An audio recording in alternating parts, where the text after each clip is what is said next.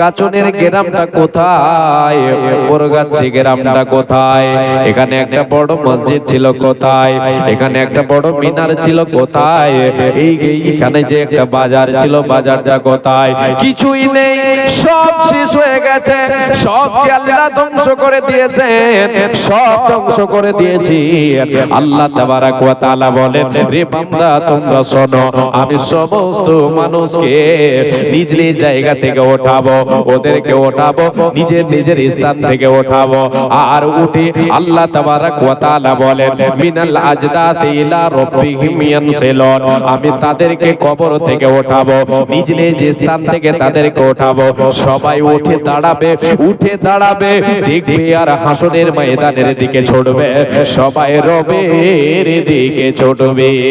আমার আল্লাহ যে জায়গায় হিসাব করবেন, হাসরের ময়দানটা তৈরি করবেন, আসমান জমিনকে পরিবর্তন করে দেবেন, এই আসমান থাকবে না, জমিন থাকবে না, এর পরিবর্তে দ্বিতীয় তৈরি করবেন, সেখানে আল্লাহ তাবারাক ওয়া তাআলা সমস্ত মানুষকে একত্রিত করবেন, সেই জায়গায় একত্রিত করবেন, মানুষ সবাই নিজ নিজ স্থান থেকে উঠে দাঁড়াবে আর হাসরের ময়দানের দিকে ছুটবে। সেই দিন মানুষ, সেই দিন মানুষের অবস্থা কেমন হবে, কত পাগল হবে, কত কত কত মানুষ হয়রান হয়ে থাকবে।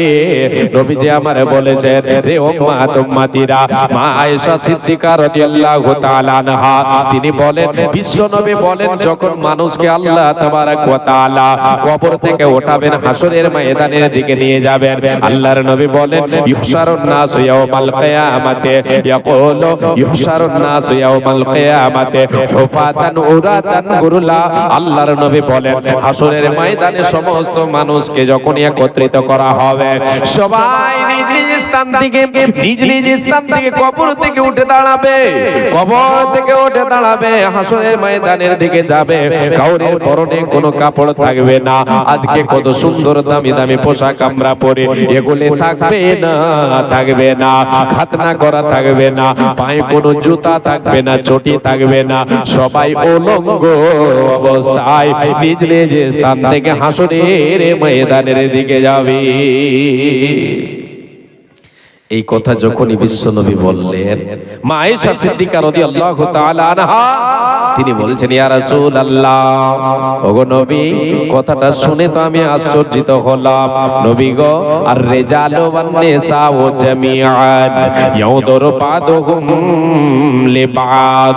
ওগো আল্লাহর নবী, আপনি একটি কথা বলেন, আপনারে আমি জিজ্ঞাসা করছি গো নবী, সেই দিন নারী পুরুষ একত্রিত হবে, সবাই একত্রিত হবে, নিজ নিজ স্থান থেকে উঠে দাঁড়াবে, হাসরের ময়দানে যাবে, সবাই একত্রিত হবে, নারী পুরুষ একত্রিত হবে, নবী গো, আপনি একটিবার বলেন, সেই দিন কি কেউ কাউরের দিকে তাকাবে না, একজন নারী একজন পুরুষের দিকে কি তাকাবে না, একজন পুরুষ একজন নারীর দিকে কি তাকাবে না, সবাই উলঙ্গ থাকবে, কেউ কাউরের দিকে কি তাকাবে না, এ তো তাকাবার মতো অবস্থা হয়ে যাবে।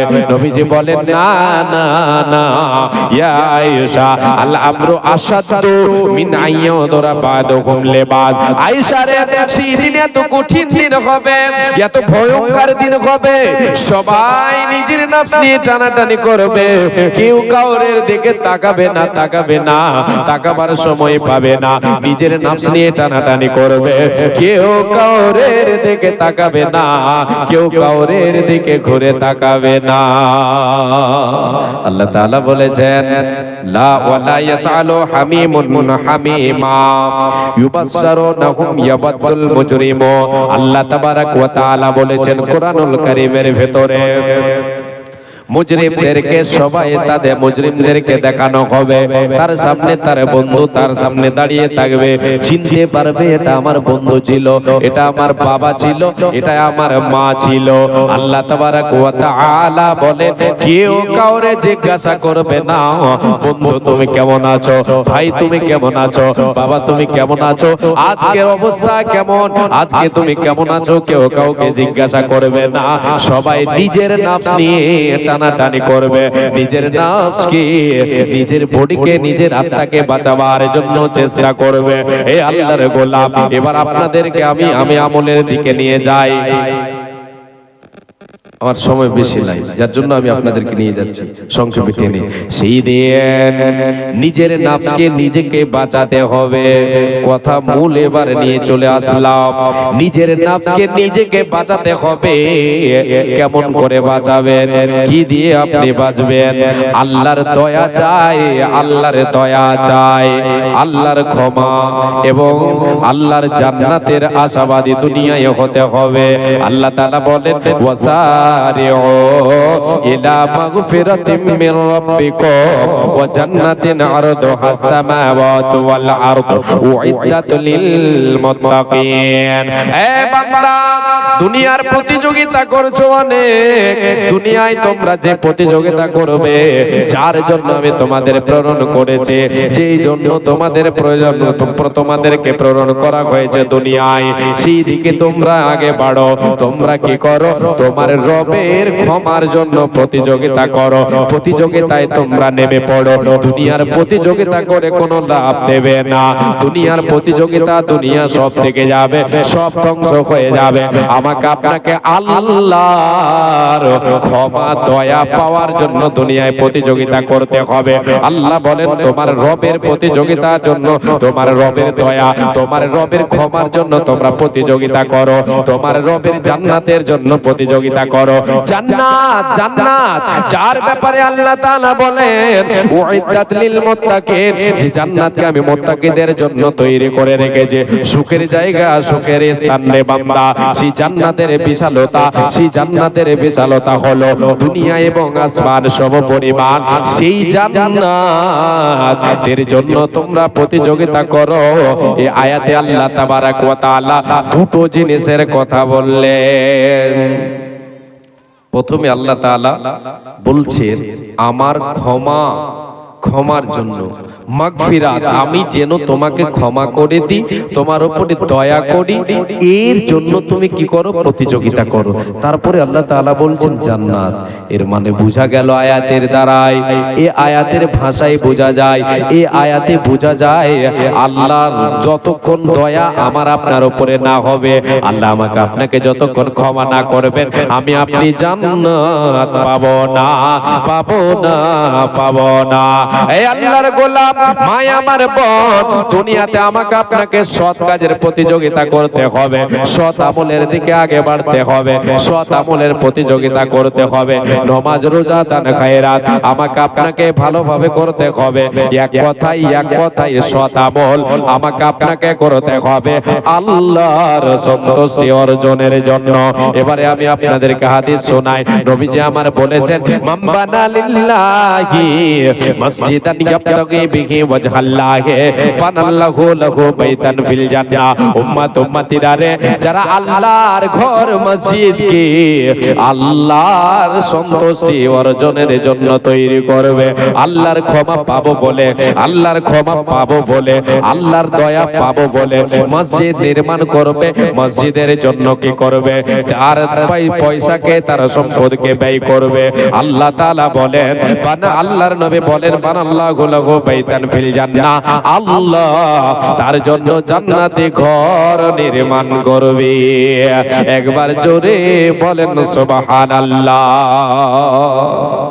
তাহলে এই হাদিসেও কি পাওয়া গেল? আল্লাহর সন্তুষ্টি অর্জনের জন্য, আল্লাহর ক্ষমা পাওয়ার জন্য, আল্লাহ যেন আমাকে আপনাকে ক্ষমা করে দেন, রাজি খুশি হয়ে যান, এইরকম আমল করতে হবে। মসজিদ আল্লাহর ঘর, এই ঘরকে আমি আপনি নির্মাণ করব, নির্মাণ করে আবাদ করতে হবে। একটা এখানে অপশন, মানে আপনাদেরকে এটা রাখতে হবে সাথে, জি নির্মাণ করে আবাদ করতে হবে। যে নির্মাণ করলো, আবাদ করলো আল্লাহর সন্তুষ্টি অর্জনের জন্য, তার জন্য আল্লাহ তাআলা জান্নাতে ঘর নির্মাণ করবেন। তাহলে আল্লাহ তাবারাক ওয়া তাআলার দয়া পাওয়া যাবে, আল্লাহ তাবারাক ওয়া তাআলার ক্ষমা, আল্লাহ তাবারাক ওয়া তাআলা আমাকে আপনাকে ক্ষমা করবেন। এই উদ্দেশ্য নিয়ে, এই আশা নিয়ে আমি আপনি আশাবাদী, আল্লাহ আমাকে ক্ষমা করবেন, আল্লাহর কাছে ক্ষমা চাই, আল্লাহ তাআলা আমাকে ক্ষমা করবেন, আল্লাহ আমার উপরে রাজি হবেন বলে আমি এই আমলটা করছি। যেই কোনো আমল আপনি আমি করব, সে আমলটা করব কিসের কারণে? আল্লাহর সন্তুষ্টি অর্জনের জন্য। আল্লাহ রাজি হয়ে গেলে জান্নাত আমার আপনার জন্য নির্ধারিত হয়ে যাবে। জান্নাত আমার আপনার জন্য নির্ধারিত হয়ে যাবে। আল্লাহ তাআলা জান্নাতে যাদেরকে দেবেন তারা হলো মুত্তাকি, তারা হলো পরহেজগার। মুত্তাকি পরহেজগার কারা? যারা আল্লাহর সন্তুষ্টি অর্জনের জন্য আল্লাহর বিধানকে ফলো করে, আল্লাহর বিধানকে মেনে চলে, এরাই হলো মুত্তাকি।